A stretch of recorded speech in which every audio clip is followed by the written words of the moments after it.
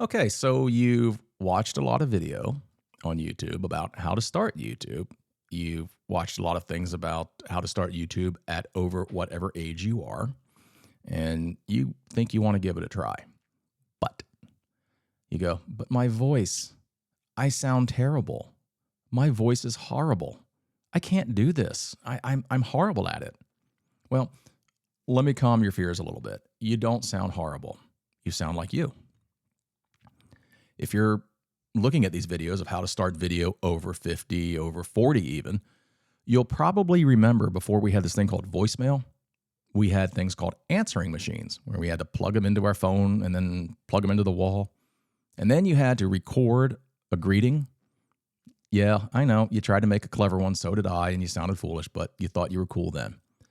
But when you played yourself back on that cassette tape recording, you thought you sounded like the nanny. You thought you were like Fran Drescher. What's wrong with my voice? Is that what people hear when I speak? Oh my God. And then you kind of like didn't want to talk for like a day afterwards because you didn't want anybody to hear your silly little voice. Well, listen, you recorded that on a little tiny speaker or a little tiny microphone and played it back on a little tiny speaker. And everything sounds like that. I mean, it just is. That's what it does. You're not going to sound like Barry White on that kind of equipment. If you get a microphone, it's going to be a more faithful reproduction of your voice. And you can also enhance it a little bit. I mean, I've got a few things happening on this microphone to make it a little more rounder and a little fuller. I tend to have a thin voice, and I don't have a strong voice. In other words, if you need someone's attention and they're like 200 feet away, I'm not the guy to do the shouting, okay? I don't cut through the noise. I'm just a little bit underneath that. My brother, he'll push your hair back just sitting in front of you talking. He just has that voice that just gets right through everything. He drives a truck. When he and his wife used to drive together, I think their voices became elevated because they were so used to having to talk over the sound of this truck and this engine and the road noise to hear each other. I think some of it's that. But you don't sound bad. You really need to get that out of your head. And also, you're probably comparing yourselves to the folks on television who are the best at what they do. Even your local little, backwater TV station has people that have had some training to do what they do. And the folks that I work with that you see on television announcing your sporting events, they're the best at what they do. And they've even trained themselves. I don't think they're going to want to show you their first job tapes that they probably have on their telephone. But it would be helpful to see if you're trying to get into this on even just a YouTube level. When you see what this man sounded like at his first job 30 years ago to what he sounds like when he's commentating on worldwide broadcasts, it's light years apart.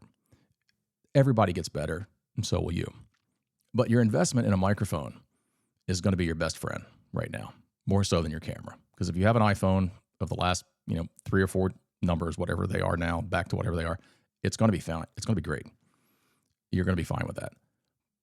The only thing I would suggest is, getting a couple lamps in your house, getting the same bulbs. Don't have a cool one and a warm one at the same time. Just do that and just play with around. Make sure you don't have any shadows and hit record and go. You're going to be fine.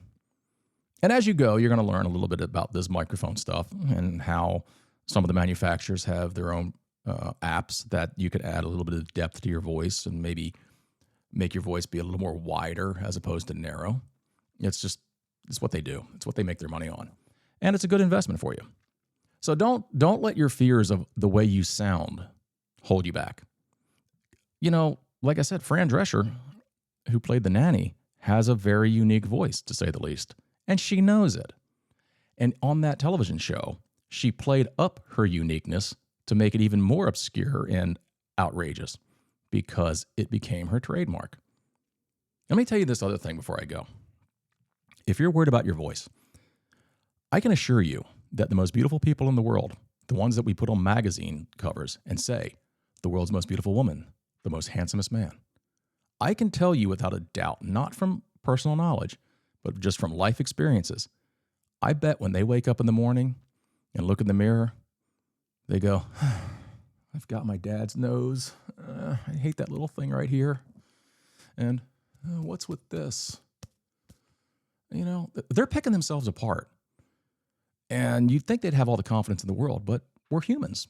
We're always looking for that thing that, we can dwell on. Cindy Crawford, the model. You take away this that she has. I don't know what side it shows up on here. But you take that away. I mean, seriously, get a picture of her, download it, take your little eraser tool and do that. She disappears. You don't know who that woman is. Most people would have said, and they did, I don't know why she doesn't have that removed. I don't know why that person doesn't have that fixed. This is how you know them. And this is how people are going to know you. Do it. Invest a little bit in one of these things. Do a little research. You don't have to spend hundreds. You don't need to do all the crap that I did. Even I didn't need to do it. But just do it. Hit record and get your voice out there. Put your face behind it and see what happens. It's going to be fine. Believe me, you sound great. You're going to be awesome. Good luck to you. I'm out of here.